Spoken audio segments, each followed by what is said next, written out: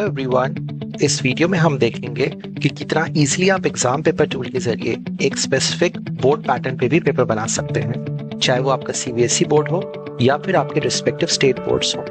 फिलहाल इस वीडियो के लिए हम एक सीबीएसई के क्लास 10th के बोर्ड पैटर्न को देखते हैं। तो सबसे पहले यहाँ पे आपने अपनी क्लास सेलेक्ट कर लिया, followed by subject. Test and exam आप जो ले रहे हैं वो आप चूज कर लेंगे। आपको अपने एग्जाम का जो नाम देना है वो आप नाम यहाँ पे टाइप कर सकते हैं। नाम टाइप करने के बाद नीचे राइट हैंड साइड पे आप सेव एंड प्रोसीड पे क्लिक करेंगे। अगले पेज पे आपको अलग अलग सोर्सेज और चैप्टर्स की इंफॉर्मेशन दिख जाएंगी। सोर्सेज में आपकी रेफरेंस बुक्स हैं, प्लस आपकी एनसीईआरटी की बुक्स हैं, प्लस जो अदर क्वेश्चन बैंक रिलीज्ड हैं एक उनका क्यूमुलेटिव कलेक्शन है। अब आप अपने सिलेबस के हिसाब से चैप्टर सिलेक्ट कर लीजिए। चैप्टर सेलेक्ट करने के बाद नीचे आप सेव एंड प्रोसीड पे क्लिक करेंगे। लास्ट पेज के सिलेक्शन के हिसाब से सिस्टम ने हमें 6413 क्वेश्चंस जो है पुल आउट करके दिए हैं। अगर हम ओवरऑल क्वेश्चंस की बात करें तो आपका 3 लाख प्लस क्वेश्चंस का टोटल कलेक्शन है इस टूल। नाउ ये जो क्वेश्चंस है फिलहाल एक मिक्स एंड मैच वे में है। अब आपका जो भी पैटर्न है उसके हिसाब से आप ऊपर अलग अलग फिल्टर्स लगा सकते हैं एंड देन आप अपना पेपर क्रिएट कर सकते हैं। नाउ मेरा पेपर पैटर्न कहता है कि मेरे जो फर्स्ट 20 हैं वो एमसीक्यूज होने चाहिए, उसमें से 16 नॉर्मल एमसीक्यूज और 4 जो है हमारे असर्शन रीजनिंग बेस्ड होने चाहिए। So it's a very simple process. आप यहाँ नेचर फिल्टर में गए, मल्टीपल चॉइस सेलेक्ट करा और आपने सर्च पे क्लिक करा। अब ये देखिए हमारे सारे एमसीक्यूज आ गए हैं। आप हर क्वेश्चन को ईजिली गो थ्रू कर सकते हैं। हर एक के नीचे टैगिंग है जहाँ पे आप क्वेश्चन के बारे में जो सारी इंफॉर्मेशन है एज ए टीचर वो आप देख सकते हैं। प्लस एक छोटा सा आई है, जैसे आप इस पे क्लिक करेंगे इस क्वेश्चन के आंसर का ग्लिम्स आपको दिख जाएगा। हर क्वेश्चन में एक प्लस साइन का ऑप्शन बना होता है। जैसे आप इस पे क्लिक करेंगे लेफ्ट से राइट साइड पे आपका जो क्वेश्चन है वो आपका आता जाएगा। अब देखिए मैंने अपने 16 एमसीक्यूज जो है यहाँ पे राइट साइड में डाल दिए हैं। अब हमारे जो नेक्स्ट 4 एमसीक्यूज हैं वो एक रीजनिंग फॉर्म में होने चाहिए। सो आप यहाँ ऊपर क्लियर फिल्टर पे गए, इसके बाद में नेचर पे जाकर आपने असर्शन रीजनिंग सेलेक्ट करके सर्च पे क्लिक करा। सो प्लीज ध्यान रखिएगा कि जब भी आप यहाँ फिल्टर सेलेक्ट कर रहे हैं तो आप सर्च पे जरूर क्लिक कीजिएगा, क्योंकि टूल फिल्टर्स को एग्जीक्यूट तभी करता है। अब हम अपने अगले 4 असर्शन रीजनिंग के डाल देते हैं। अब देखिए मेरे 20 क्वेश्चंस हो गए और ऊपर जो टोटल पेपर के मार्क्स है वो भी 20 हो गए, जो ऑटोमेटिकली अपडेट होते जाएंगे। हमारा पैटर्न अब ये कहता है कि अब अगले जो 5 क्वेश्चंस रहेंगे वो आपके 2-2 मार्क्स के रहेंगे। सो यहाँ पर भी अब आप मार्क्स के फिल्टर में गए, आपने 2 मार्क्स का सेलेक्ट करा, सर्च पे गए और अब हम 5 क्वेश्चन सेलेक्ट कर लेंगे। मेरे 25 क्वेश्चंस हो गए हैं और टोटल 30 मार्क्स का पेपर जो है बन गया है। इसके बाद में अब हम 3 मार्क्स के 6 क्वेश्चंस लेंगे। अब जैसे कि हमारे 31 क्वेश्चंस हो गए और 48 मार्क्स का पेपर हो गया है। जो नेक्स्ट सेक्शन हमारा रहेगा वो है हमारे 5 मार्क्स के क्वेश्चंस। 5 मार्क्स के हमें 4 क्वेश्चंस देने रहेंगे। तो अब हम 4 क्वेश्चन सेलेक्ट कर लेते हैं।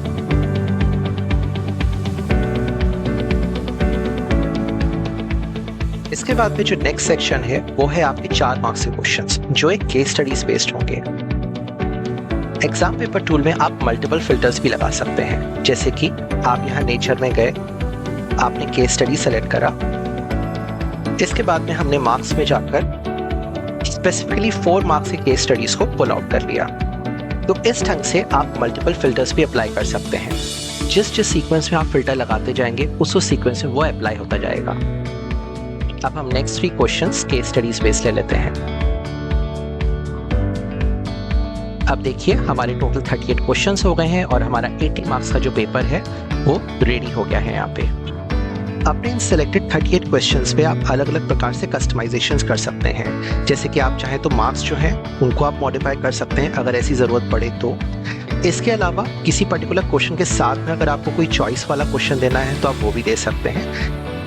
जैसे कि सपोज कीजिए क्वेश्चन नंबर 38 में एक मुझे चॉइस वाला क्वेश्चन देना है जो एक केस स्टडी बेस्ड क्वेश्चन है। तो यहाँ पर देखिए मार्क्स के बगल में एक डबल बॉक्स बना हुआ है, click to add alternate question. आप यहाँ पे क्लिक करेंगे और नीचे एक और क्वेश्चन का स्पेस जो है जनरेट हो गया।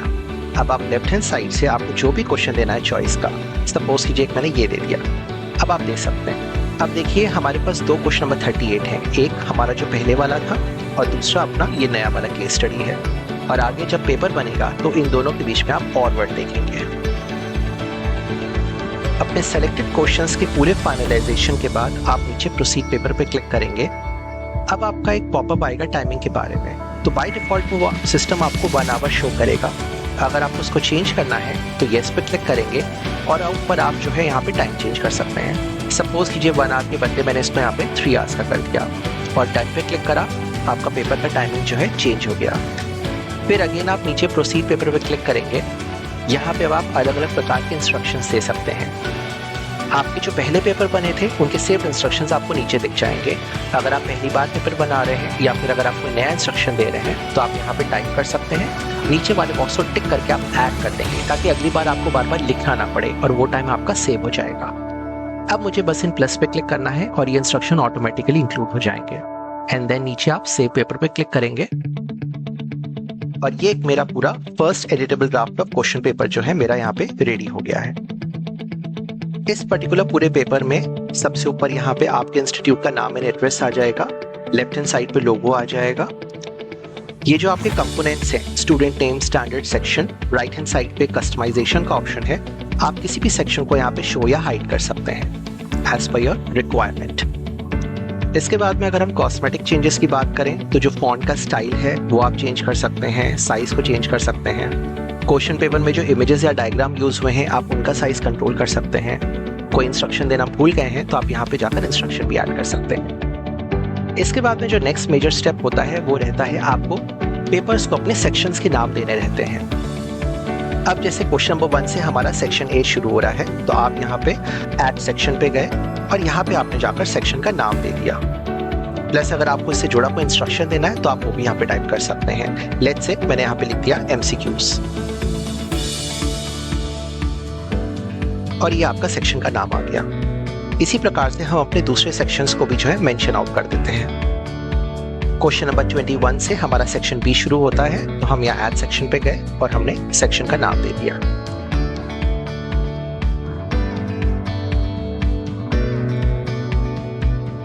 फॉलोड बाय क्वेश्चन नंबर 26 से सेक्शन C है।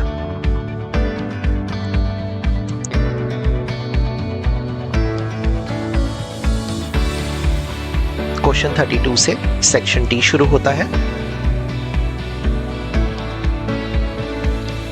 And last but not the least हमारा लास्ट सेक्शन क्वेश्चन नंबर 36 से शुरू होता है।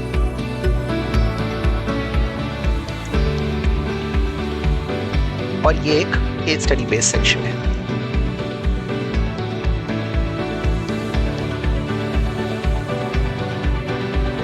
इसके साथ साथ यहाँ पे आपका क्वेश्चन नंबर 38 में हमारा और आ गया जो एक चॉइस को डिफाइन करता है। तो जैसा कि आपको याद होगा पिछले पेज पे हमने एक ऑप्शनल क्वेश्चन भी यहाँ पे दिया था। इसके बाद में स्टूडेंट का वर्जन पुल आउट करने के लिए आप नीचे ओपन इन PDF पे क्लिक करेंगे और ये आपका पूरा paper in a complete CBSE format बनकर रेडी है। यहाँ पे ऊपर आपका लोगो आ जाएगा, नाम आ जाएगा, पीछे वाटरमार्क आ जाएगा और सेक्शन वाइज जो है आपका पूरा पेपर ये बनकर रेडी हो जाता है लाइक दिस।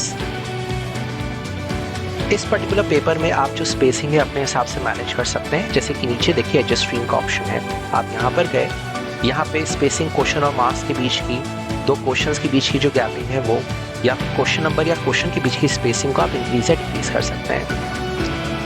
इसका प्रिंट आउट निकालने के लिए या फिर इसका PDF file as a soft copy निकालने के लिए नीचे राइट साइड पे आप प्रिंट PDF पे क्लिक करेंगे और अब आप यहाँ पर जाकर इसका जो रिस्पेक्टिव प्रिंट आउट है, अगर आपका प्रिंटर कनेक्टेड है तो डेस्टिनेशन में प्रिंटर दिख जाएगा, नहीं तो PDF फॉर्म में जाकर आप इसकी सॉफ्ट कॉपी पुल आउट कर सकते हैं। आंसर की के लिए नीचे राइट साइड पे व्यू आंसर्स का सेक्शन है और ये आपकी फुली ऑटोमेटेड आंसर की जो है without any manual effort generate कर देगा। अब देखिए हमारे क्वेश्चन पेपर की पूरी आंसर की जो है यहाँ पे आराम से जनरेट हो गई है with complete step by step solution, जो आप अपने स्टूडेंट से एक्सपेक्ट करते हैं कि वो आपको आंसर शीट में लिख कर दें। इसके साथ साथ टेस्ट एंड एग्जाम लिस्ट करके एक सेक्शन आता है जहाँ पे आप अपने सारे पेपर्स की ट्रैकिंग कर सकते हैं, यानी कि आप जो भी पेपर क्रिएट करेंगे वो कहीं पे लॉस नहीं होगा, वो यहाँ पे सेव हो जाएगा। आपका सबसे रीसेंट पेपर सबसे ऊपर आपको दिखेगा, पुराने पेपर आपको इस ढंग से नीचे दिखते चले जाएंगे। और किसी भी समय आप किसी भी पुराने पेपर को एक्शन में जाकर या तो आप उसको एडिट करके रिक्रिएट कर सकते हैं या उसकी डुप्लीकेट कॉपी बना के फिर उस पर वर्क कर सकते हैं, या अगर फिलहाल उस पेपर की जरूरत नहीं है तो आप उसको आर्काइव भी कर सकते हैं, यानी कि सिस्टम आपके सामने इस पेपर हाइड कर देगा। कुछ टाइम बाद अगर आपको उस आर्काइव पेपर की जरूरत पड़े तो ऊपर एक ओनली आर्काइव का सेक्शन दिया हुआ है, एक बॉक्स को टिक करके आपके जितने आर्काइव पेपर्स हैं आप उसको देख सकते हैं, प्लस आप उसको इक्वली रीयूटिलाइज भी कर सकते हैं। आप जो वर्कशीट्स क्रिएट करेंगे वो वर्कशीट लिस्ट वाले ऑप्शन में आ जाएंगी, जहां पे आप उनको एक्सेस कर सकते हैं। अगर आपको पूरा पेपर ही मल्टीपल चॉइस बेस्ड बनाना है तो यहाँ पे एक extra option create MCQ paper का है। यहाँ पे जाकर आप एक पूरा MCQ based paper with the same method quickly आप क्रिएट कर सकते हैं। So like this everyone, exam paper tool एक पूरा एक ओपन टूल रहता है in the terms of formatting. आपका जो भी रिस्पेक्टिव बोर्ड का फॉर्मेट है आप उसके हिसाब से शेप अप करके इसमें पेपर्स जो है क्रिएट कर सकते हैं। टोटल इसमें 3 लाख प्लस का कंटेंट का कलेक्शन है और इसमें हमने रिसेंटली जो है around 10,000 reasoning based questions, around 6,000 आपकी केस स्टडीज जो हैं, प्लस इवन अदर कंटेंट को भी हमने अपग्रेड एंड ऐड किया हुआ है। Thank you so much everyone for watching this video and have a very good day ahead.